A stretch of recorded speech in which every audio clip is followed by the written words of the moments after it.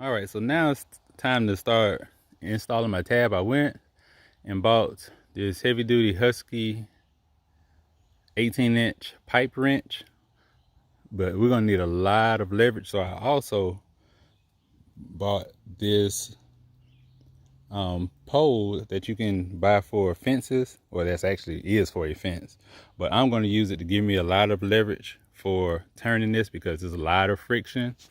You want to definitely make sure that you put your level on your tab to make sure that as you're turning it stays level. So now we have it level here. Oops, almost. And you'll want to periodically check, because if it becomes off a little bit you can knock it back, but you want to make sure that this remains level as you are working.